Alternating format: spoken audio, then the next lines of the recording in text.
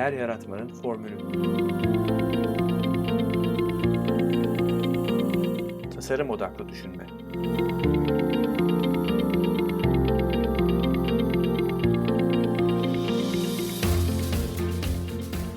So Paul, thank you very much for coming to my podcast.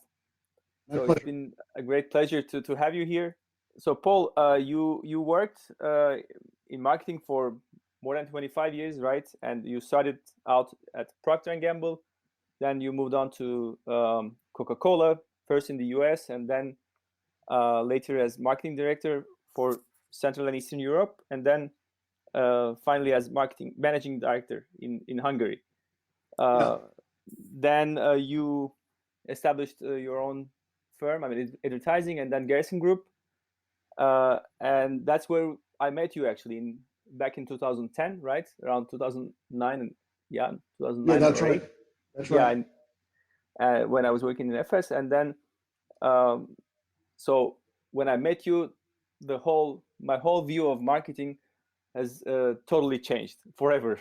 So how's that? What was fundamentally the change? Yeah, it was a fundamental change in the way I think the human factor and the emotions play a role in marketing. So, and that was the same time I was into behavioral economics, and I was reading this Kahneman and Thaler and all this stuff. So I thought it's a great match. So once you see another way to do it and how to look at the consumer much more holistically, it's hard to believe you ever did it another way. Definitely. What you do now is actually you also teach, right? You're a visiting professor at Tuck School of Business.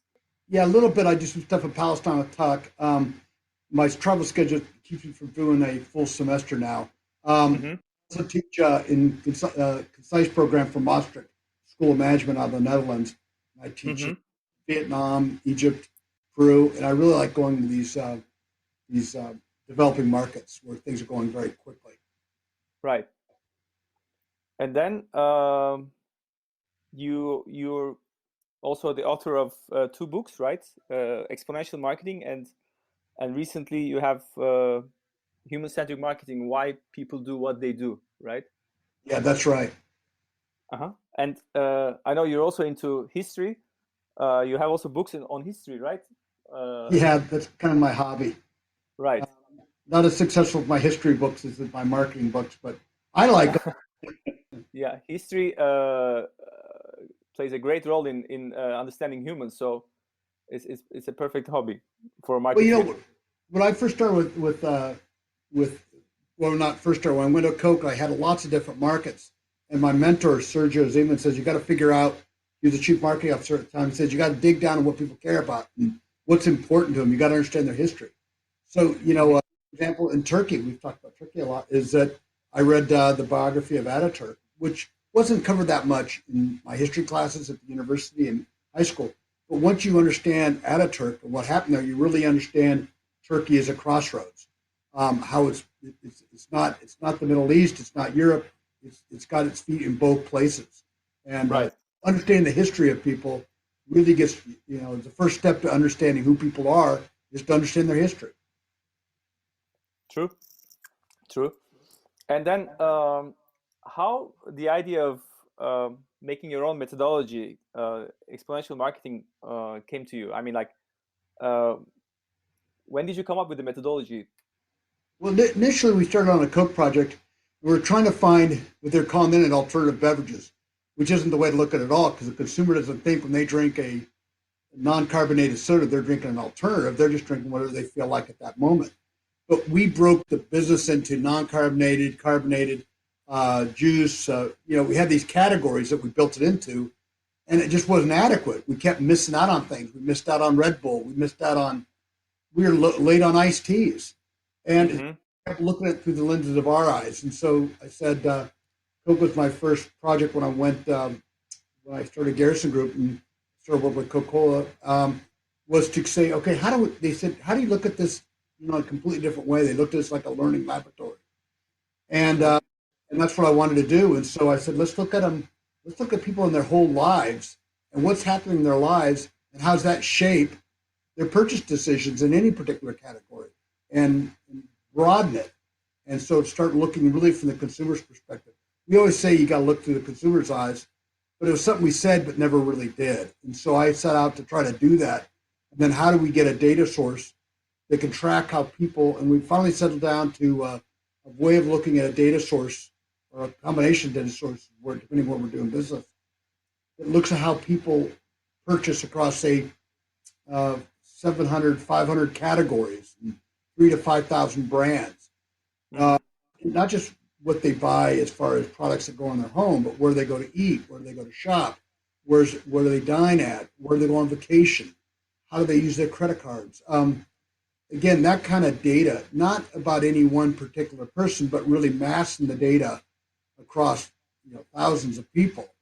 And then start to get groups that start to evolve out of that do likewise. And then we name those groups. Balancers is one of my favorite groups. We find balancers in China, in Turkey, in the United States.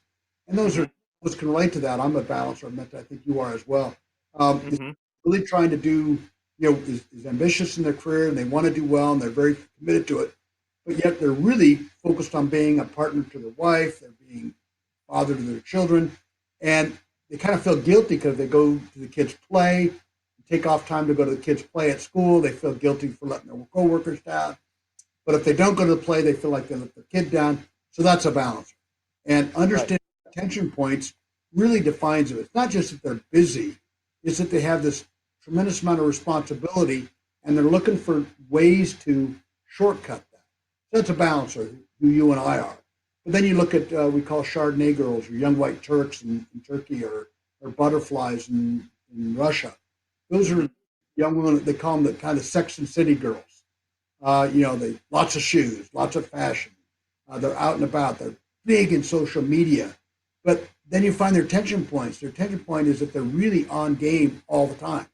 Their relationships and their friends. I mean, that's the game they're in, and they're playing it all the time. And it's serious.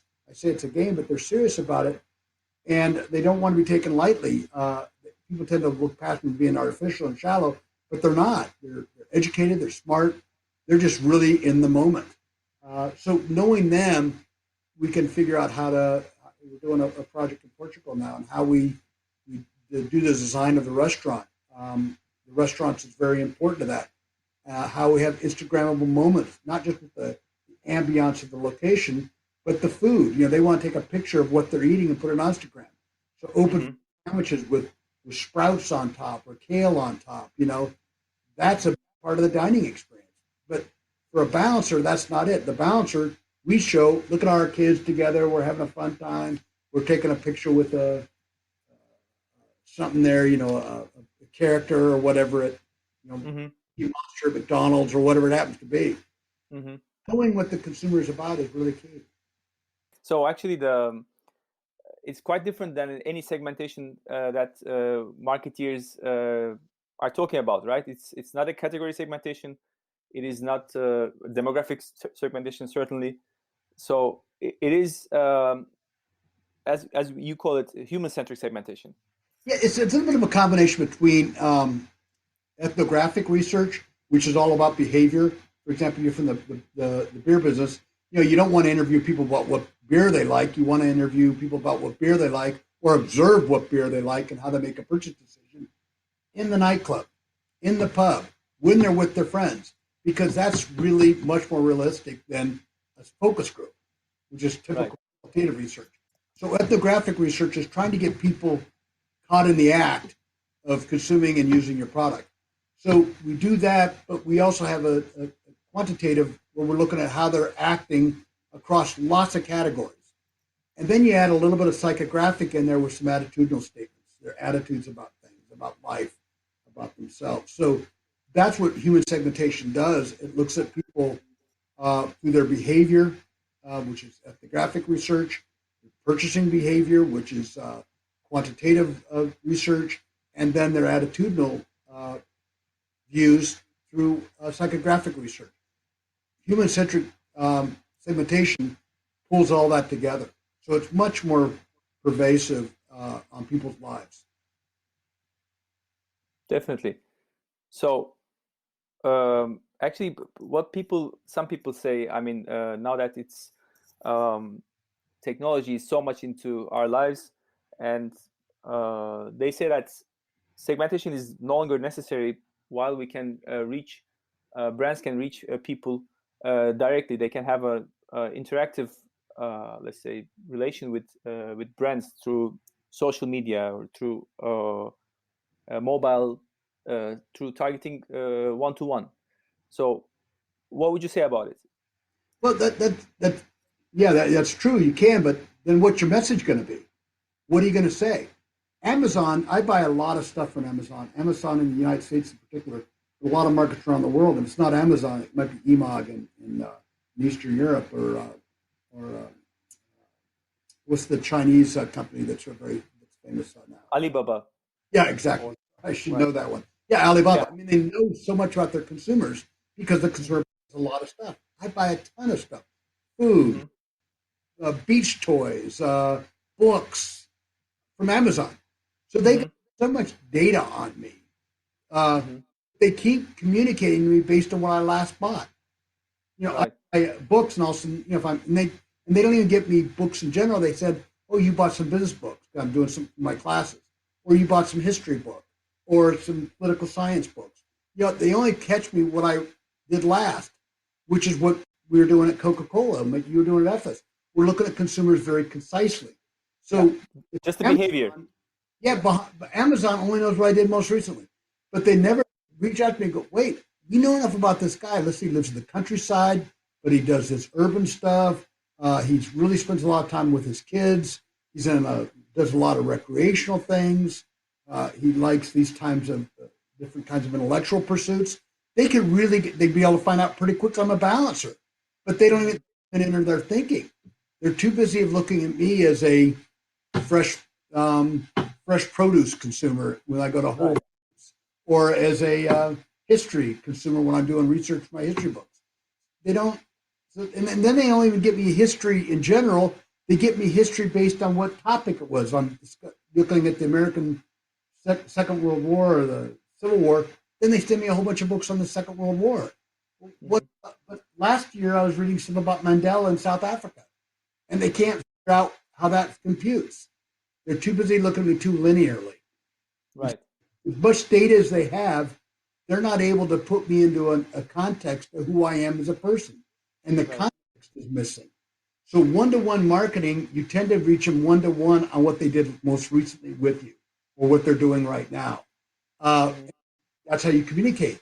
But you need to have context. So you need to step back and say, who is this person relative to their lives? And then I'm dying for solutions that can help me with my life. Fun things to do this weekend. When I'm traveling, there's just so many information they could give me if they just start to look at me and suggest ideas to me that I'd be very welcome to because I know they know who I am. Mm-hmm. Right. So this reminds me of the discussion in the SMR Congress just last week. They were saying that, I mean, like the big data gives you the behavioral information, right? Right. But it definitely needs to the human factor is necessary to understand what are the needs of these people and what are the tension points, as you say. So without combining the two, I mean, you're missing a big piece there. Yeah, and segmentation allows you to do that because trying to get, Amazon take just me by myself and say, who is Paul Garrison and put that together, it'd be overwhelming. Uh, Even with all the computer technology, they're not going to be able to get that right.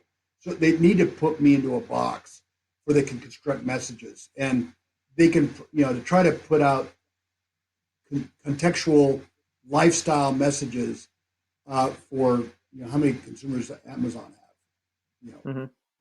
70 million, that's 100 million. They're not going to be able to do that. So what they got to do is take that 100 million people in the United States that use Amazon and break it in.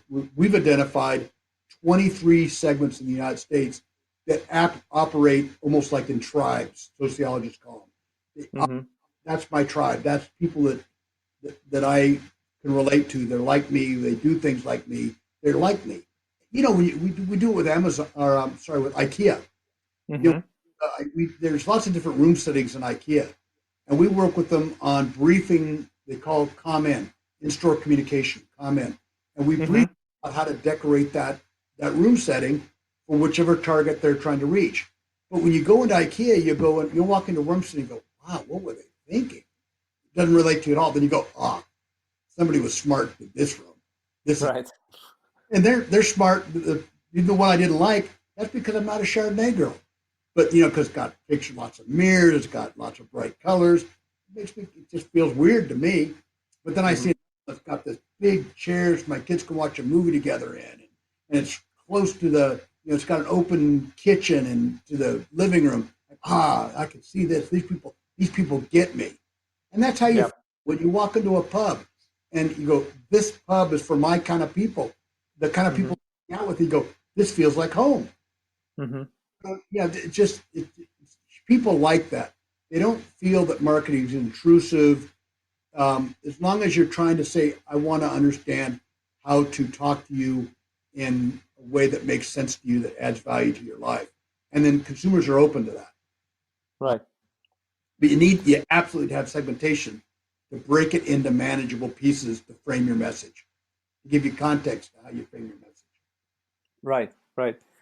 And so all these tech companies, whatever, everybody's trying to use this AI, the machine learning and everything.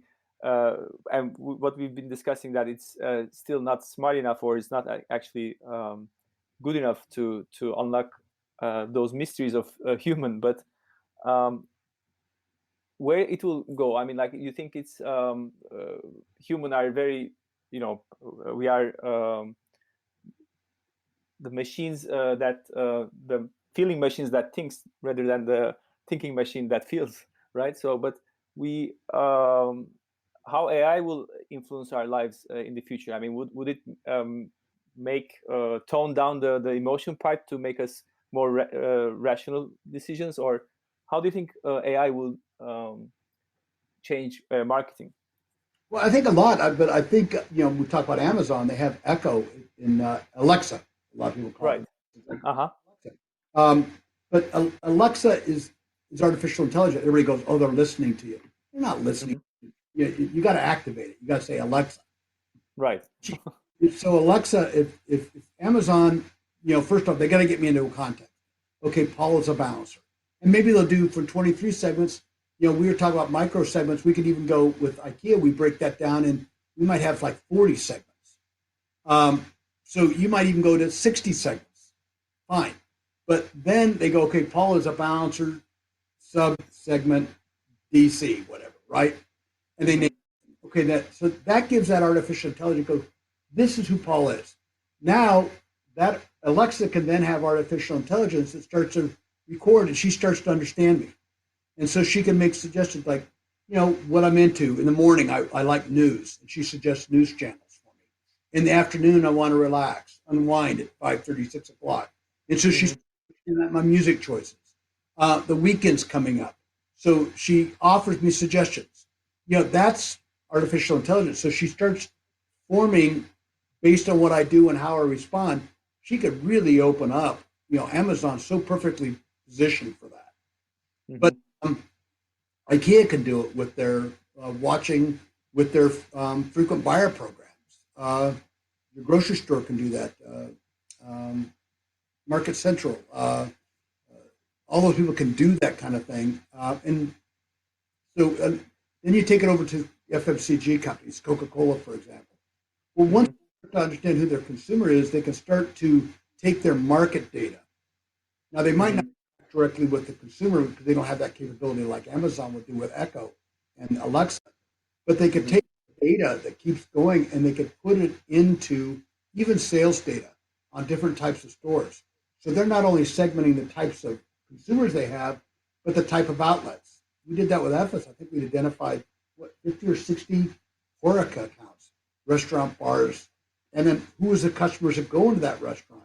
And then you get sales data back from that restaurant, and then in real time about what they're buying, what's the weather like. All that stuff can go into artificial intelligence, And the sales guy can go in there with a portable little sales tool the size of an iPhone and give some suggestions to the bar owner about what he should carry for that weekend, based on what the pattern is, what they're finding about consumers and like type restaurants, as well as that restaurant specifically.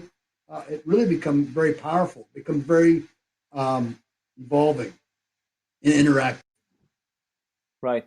Well, there's definitely a huge opportunity over there.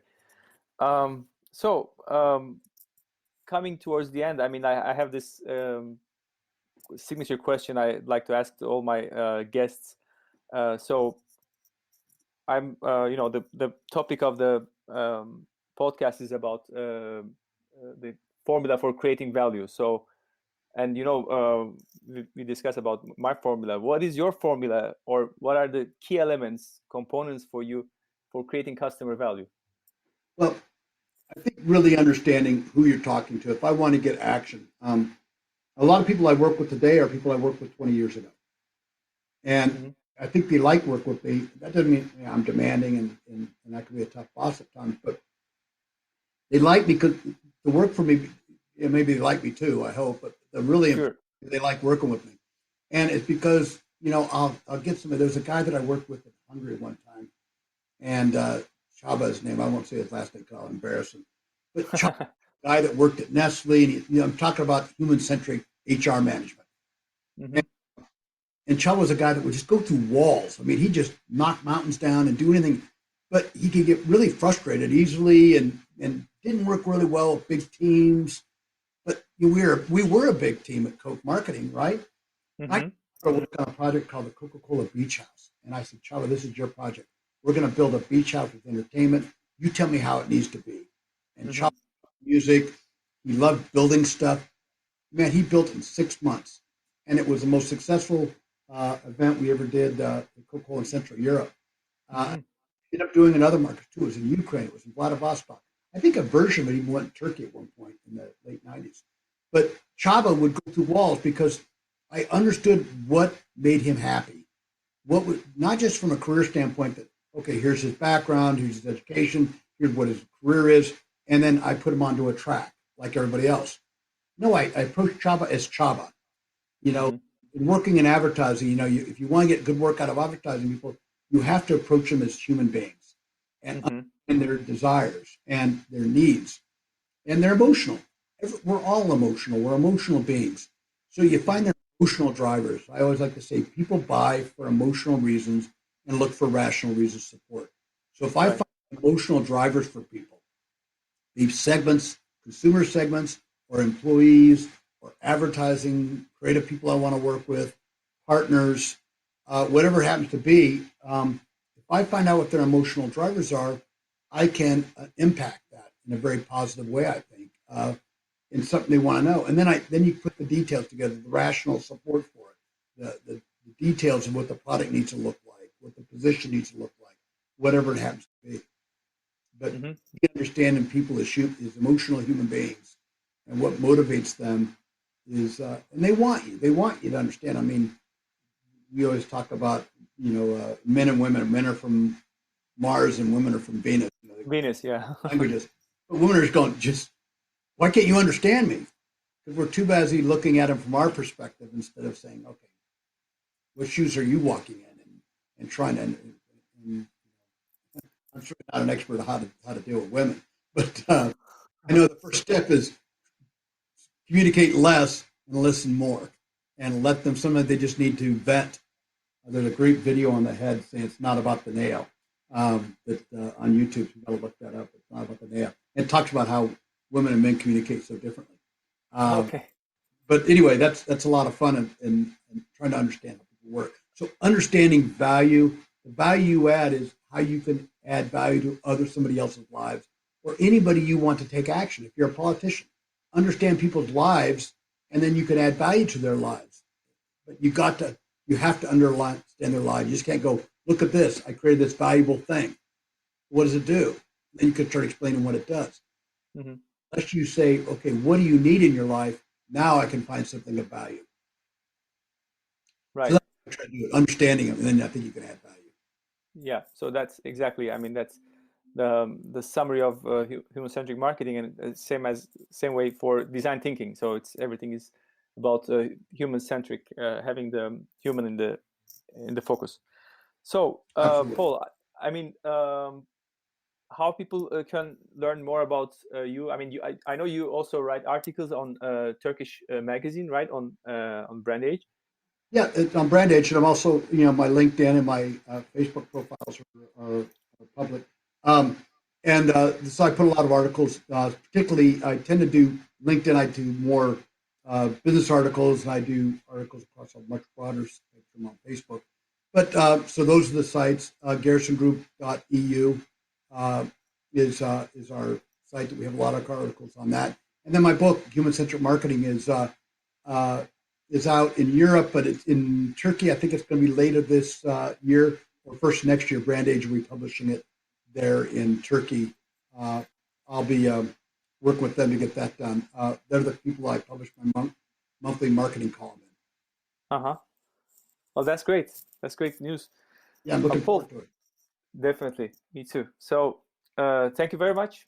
Any last words? I mean, you'd like to share with our Turkish audience? No. I'm just it's great whenever I get to Turkey. I get to Turkey. It seems like almost once a month, once every 6 or 7 weeks. Right. The new airport's massive. Still trying to get my running shoes to get across that airport, but it's fantastic. Oh, yes. But it's a big thing. But it's also closer to the city, which I like. Or less congestion. But I've always been so fond of Turkey because of the Bosphorus. It just draws me in. And I can stare at that water all day long. Anyway, so I can't wait to get back. I think I'll be back next month. Great. We are looking forward to host you here again. Thanks so much, Brent. Thank you very much. And see you again. Okay. Take care. Bye now. You too. Bye.